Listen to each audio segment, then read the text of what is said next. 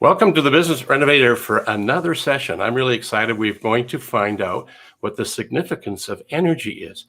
A wonderful friend and a beautiful man is going to share his knowledge and passion for energy. But before we do that, I want to honor Brian Monahan, friend of mine, and author, curator of this particular book.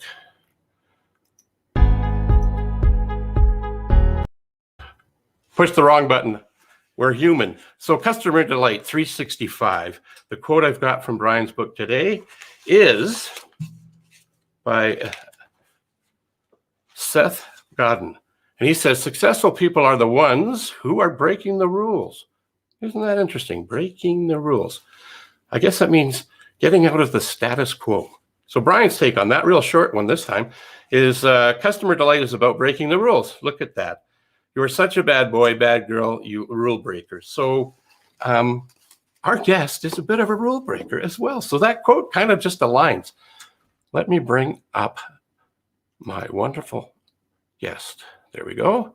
Bring him out. I hope he's had enough cookies and coffee. And here he is. Welcome.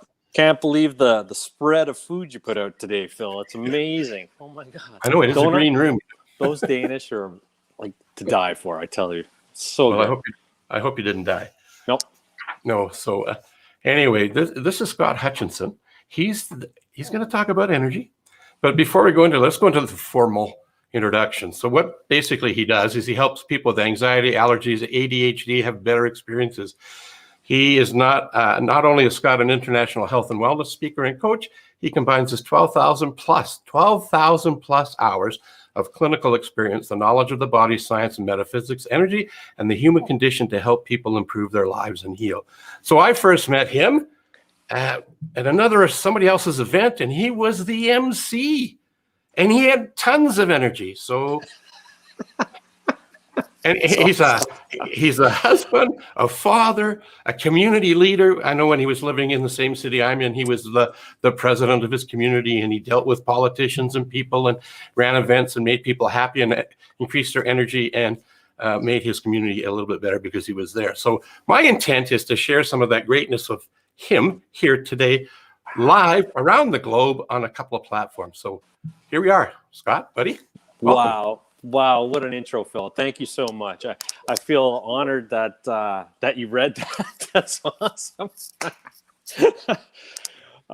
Hey, listen, I just want to say thank you so much for bringing me on. We've known each other going on 2 years, I guess. Yeah, something like that. And to think of a year and a half ago, we were storming the beaches in Portugal there, having that amazing food that was made for us and upgrading not only our mental acuity, but our energy in that fantastic environment. And hopefully you and I can get back there one day.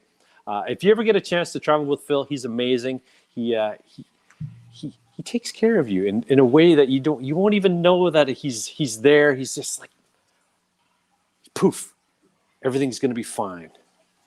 I don't know. And I think that's the energy that Phil brings to an equation. Anytime I'm around him, I just feel like, this is going to work out. This is great. That level of trust and faith just kind of comes right through, and I feel like, there's nothing to worry about.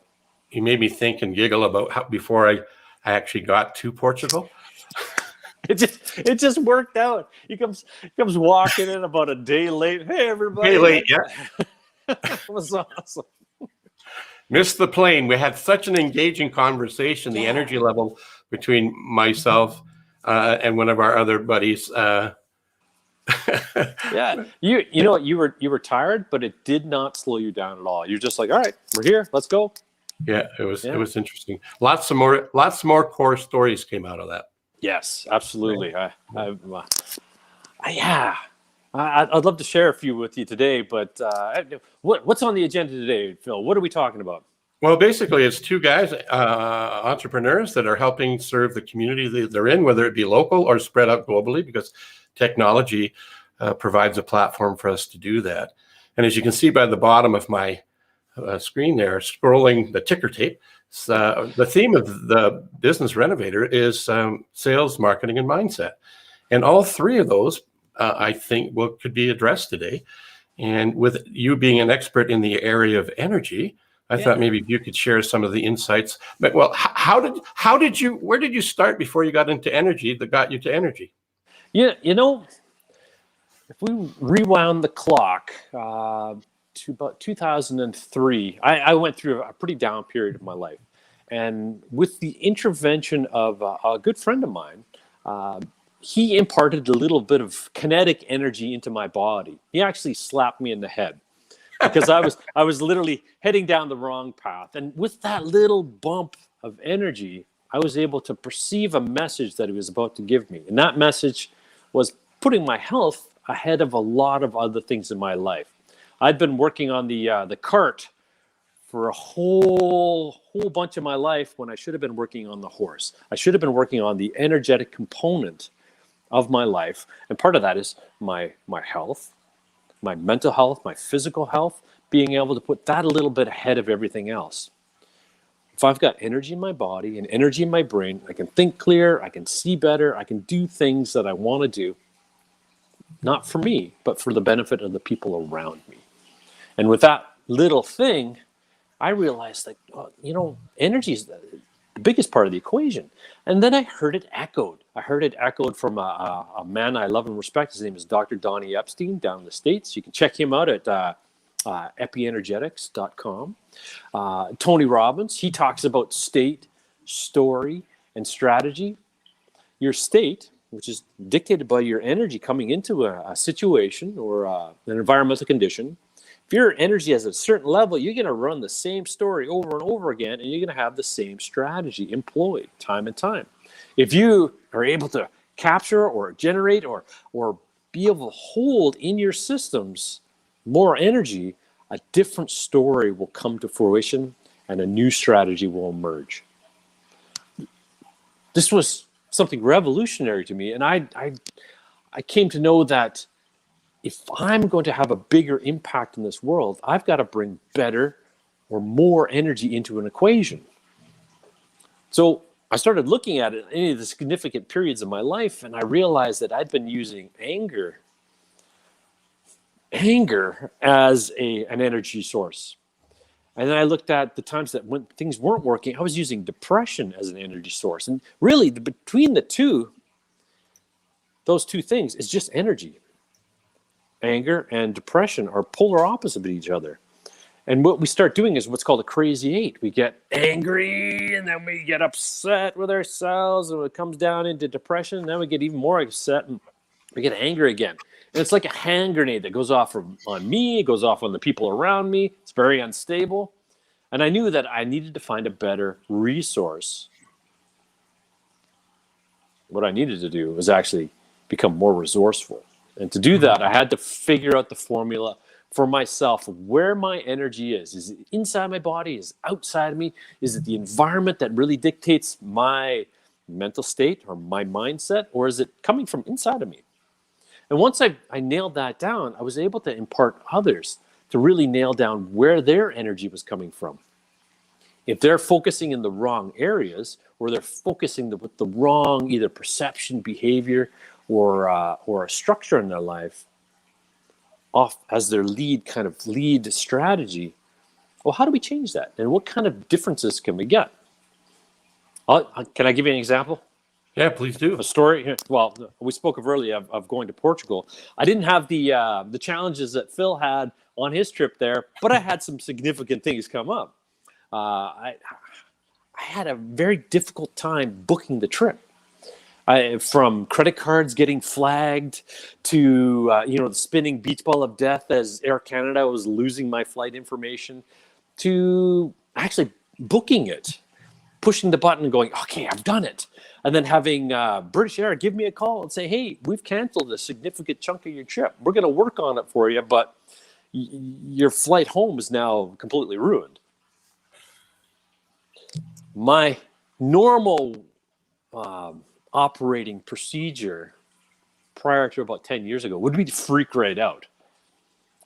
But now I'm kind of like, let's wait and see what happens. Let's work on our own kind of state of mind, our own energy, but better yet, let's distract ourselves and go help somebody else. Let's lift somebody else's spirits, and in doing that, my energy is going to lift.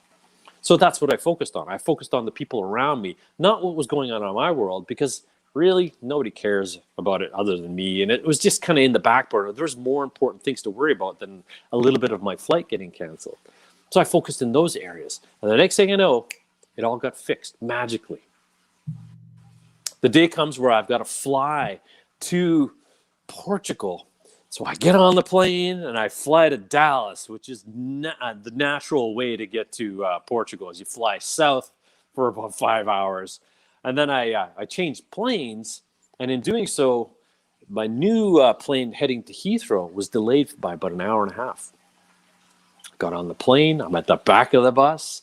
There's a young lady next to me. She's kind of into a book, and then this lady gets on the flight next to me, and she's got one of the pack sacks, and she's swinging it around, banging people on the head. She sits down next to me and asks me if I found Jesus.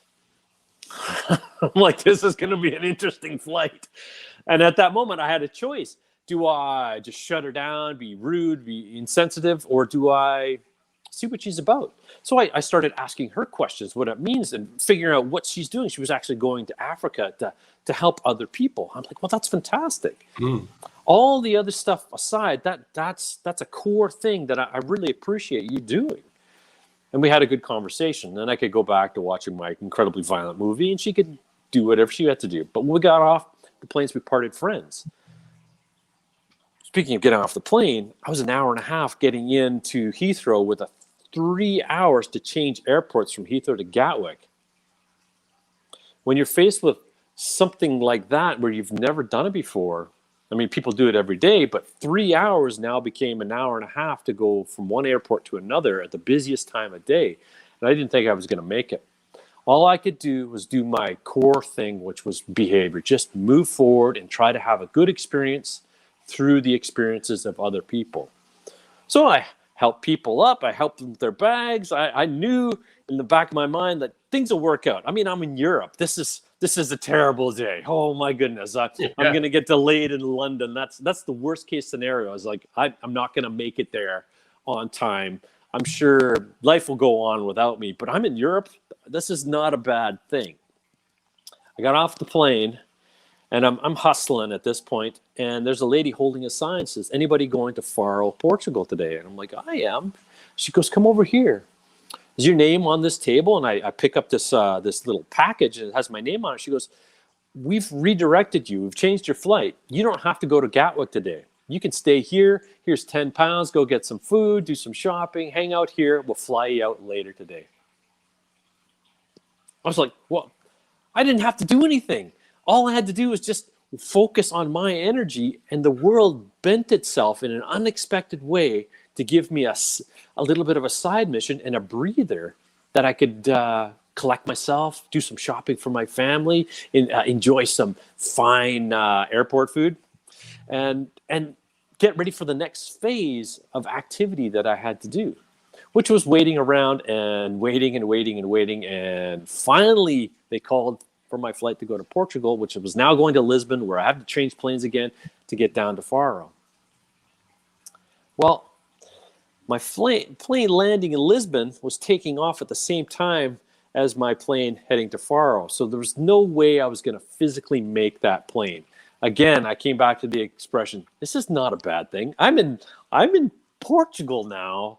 This is terrible. I'll have to spend the night at a hotel and explore in the morning and then catch my flight down there. People will wait. Or I'll take the train. That'd be cool too. Well, I land. I flip my phone back on, and it says, Mr. Hutchison, through a text message, your flight to Faro is delayed by 45 minutes. The universe just changed itself to give me the time that I required to change planes. I still had to hustle, but I made the flight, and I got into the mastermind suite there as it is at 2:00 in the morning. I didn't even hear you. Yeah, you weren't even there yet. you were stuck in New York or something like that. Yeah. So that whole trip there was it was unbelievable. It was unbelievable to me. And all I needed to do was really just work on my energy for that whole time. I would normally come into a situation energy neutral, but I just stayed in a high energy neutral, high, maybe low energy rich state the whole time. I was excited to be there. If I was in low neutral or maybe energy poor, I'd have been pissed off. I'd have been argumentative. It'd have been all about me. I needed to capture better energy and have better thoughts to go along with it. It's that mindset. The hallmark of any business out there is sales and innovation. And I believe we can add that mindset to it. That mindset is dictated by the amount of energy you're pulling into a situation or the system that you're about to embark on. So for yourself, you need to ask yourself coming into something, how am I feeling? Am I energy neutral coming into this? Or am I excited about the possibilities that may happen? Or am I freaking out at something that maybe that's going on inside yourself? And how can I change that energy? How can I put on some music to alter things in my environment? Can I rearrange things? Can I get around friends and just have a better experience and then move into that thing that I have to do? That energy that we carry into a situation is critical for the way we are going to respond, because it can sometimes supersede that programming that we normally fall into. And if we'll say 100% of the day, we're 5% conscious of our behavior, our ability to do something consciously. The other 95% of our day is subconscious or unconscious behavior. That's all programming that we've picked up from our parents, our environment, our teachers, the people around us. That's all stuff that we've employed and tried when we're younger, and we put it into the practice, and we practice it over and over again. Out of that 95%, I'd say about 75% is just junk, stuff that doesn't work anymore. So we can either be more conscious throughout the day, bring that to maybe 10%, or we can change the underlying programming. But to do that, we have to actually change our consciousness to be able to rewrite that stuff. And what dictates that is the amount of energy that we're able to use. So I've made a study of this, not from just myself, my own perspective, but other people. And that's going into a book that I've started writing. I'm about 13,000 words into it. It's called Do Big Things. And this book, one day when I finish it, I'm still amassing all these life stories. So if anybody would like to be in the book and they've got a big story or an instance where energy was the critical factor, find me at energyrichdday.ca. Just reach out to me to the connect button, and we'll have a conversation. But as I've done all these little changes, these little hacks to hack my energy from changing my mitochondrial response to really perceiving the energy around me, I've been able to tailor that into some of the other things that I do, like help people with their allergies. Usually this is an energy equation. helping kids with ADHD. I'm pretty sure I was undiagnosed for 1,000 years, but then I actually had to look at the DSM, and I could check the boxes on quite a few of the little markers. I don't need to go have a diagnosis, because to me, a diagnosis like that is just kind of an invitation to having a label, and I'm much more than a label. In my practice, we view ADHD as an experience. It's something that you experience and your family experiences. And how do we change that experience? If we change the experience, the condition will change naturally with it. So I invite people to check that out. Anxiety, I see a lot of people who have that low-level anxiety all the time. And I ask them, so when are the instances when it's the worst? And it's usually when they're not eating properly, they don't have enough rest, they haven't taken the time to schedule in some free time, they haven't developed a way of understanding the energy that is around them and how to capitalize on it. So I show them strategies on how to do that, how to reprogram themselves to add a filter to the environmental conditions before they even come into a situation where it could be critical that they have to respond a different way. It's just fascinating. And it all comes back to what kind of energy are they using at that specific moment, whether it's external or internal, whether they're using their triad of change correctly. Now, I spout these things off. None of this is my own impetus. I didn't come up with this stuff. This is coming up with stuff from people who are way smarter than I am. My job is to bridge the gap from them to regular people so they can have a better experience. Does that make sense, Phil? It does. I was just off camera here because I thought I typed something in the banner for you, and I think I forgot to do it. So I'm coming back now. All right, there he is. I think this is what I was looking for, and I couldn't find. Tell me if I got it right. Yeah, that's it. EnergyRichDay.ca. So what you reminded me about in that trip was, and whether you take a trip to Portugal and things fall off the plan, and there was many things that I experienced along the way as well on route during, and it was amazing the stories that came out of it. Yeah. And I'm a big fan of what some of the things you're talking about there. That's why mindset's a big thing.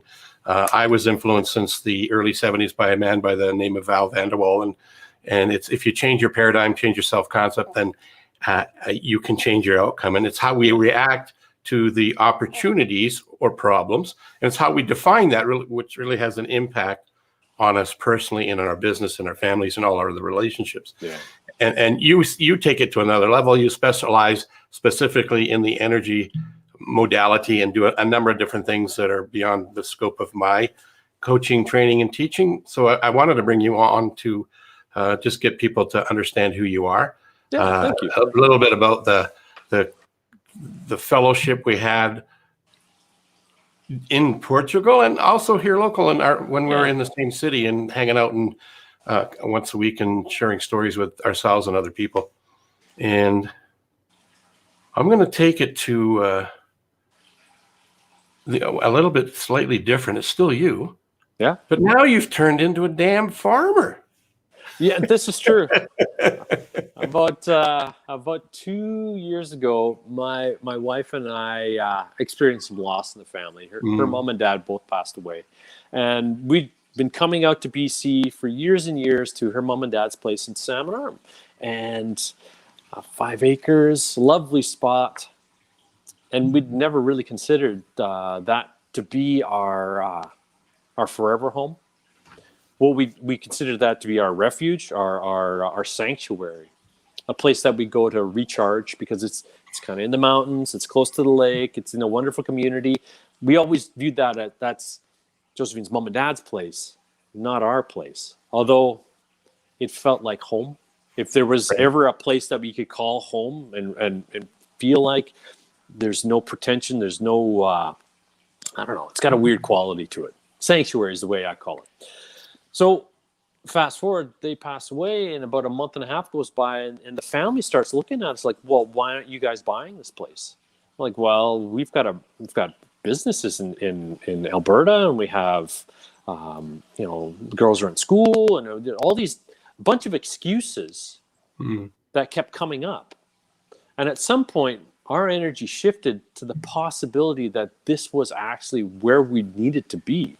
We needed to have good food. We needed to have the ability to care for a greater system other than just our little office and our little house.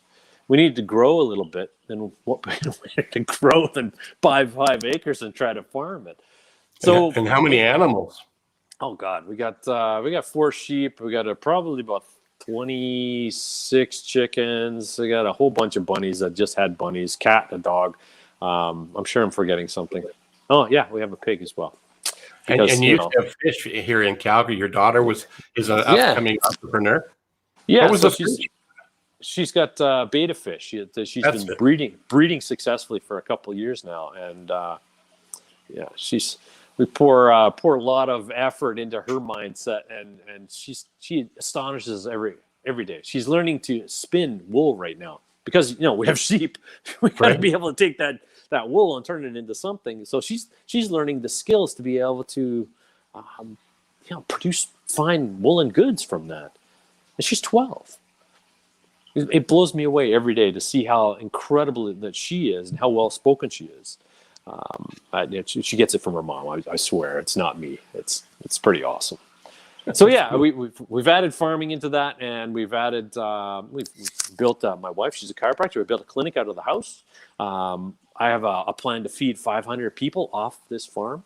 I don't know when or how, but I'm going to keep score. I've got enough garlic to choke Africa growing in my garden right now.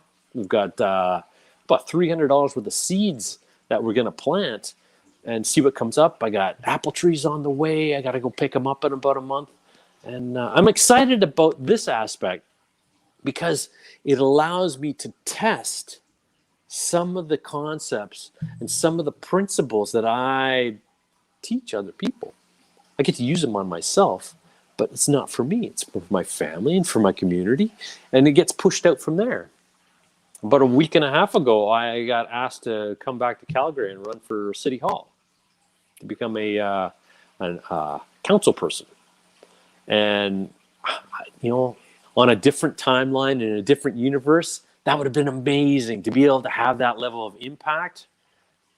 But that's not where I am right now. So maybe one day that'll happen, but I'm not interested at the moment, possibly in the future. Those instances where the universe goes, you're a bright shining light, pay attention. You can either limit yourself by the energetic state you're in or claim a better state, claim energy rich. And when you do that, even more opens up for you. There was no way we should have got a mortgage for this house. 2 self-employed people in debt. But the old bank said, they said no, but we didn't lose hope. We found a way to get the farm. Now we're finding ways to bring people to the farm so they can share in the sanctuary experience that we've always had here. And I invite you, Phil. One day soon, it's going to happen. You just reminded me of one of my favorite things through my journey. I may not talk about it as energy focused as you are, but it is all about energy, and I believe in that kind of thing. And one of my mainstream wonderful people, he's no longer with us anymore, but for 40 years he was in the business of helping people live their potential. Yep. And you've heard me talk about this, but I cannot not talk about it, even though you've heard it. If you know what you want and why you want it, and stifle the how, and go after what you really, really want, chances are you're going to get it. You don't always get it 100% of the time, but what you become and who you become in the way on the journey is an amazing bit of the process. Yeah. So you're saying the same thing in a different way, and it fits really well into the sales, marketing, and mindset of helping business owners. I branded this live stream as the Business Renovator. Somebody says, well, do you put up walls? I said, no, actually, we help you get rid of walls or move walls beyond where you're currently seeing yourself, changing your self-image, your self-concept, and increasing your efficacy, which is really mindset. So we're getting close to wanting to wrap this up. If there was one idea that you could share with anybody who's watching this now or on the replay, what's one seed you'd plant in their thought process? Well, at the moment, we've had a few nuggets come through, but I want to impart something. We can have faith in something, or we can have belief in something, but oftentimes we need to actually have belief in others, in faith in others. And I've always struggled with that. I've always struggled with, well, are they going to do it the way I would do it? Are they going to come up to my standard? And that was, again, at a certain level of energy. What I realized recently is that my energy level will dictate that perception of other folks. Don't let that happen to you. Claim a little bit more energy and have some faith. Have some belief in the others around you and just watch what happens. If they disappoint you, it's because your energy has dropped somehow, or they've called up something, a pattern that of that 75% that's junk. It's calling that up. Claim energy rich and see what happens. Well, thanks for that. Yeah. Thanks for that. I just put up another place they can hang out and find you if they're looking for you. In addition to your website, this is your Facebook connection. Awesome. Thank you. Same sort of information, but it's the same guy at either place. Doesn't matter. He's authentic in everything he does and everywhere he's been. So thank you for being here, Scott. Going to wrap this up. And thank everybody that's here now live, or if you're watching this on the replay. If you like this, please share it out. Know that we're here every Wednesday and Friday at 11 a.m. Eastern Daylight Time. And if you have somebody you think should be on here, let us know. Or if you have a question you want answered, fire it my way, either through Facebook or into my email address, which is right up above here, where it says phil@coachphil.ca. Have a wonderful day.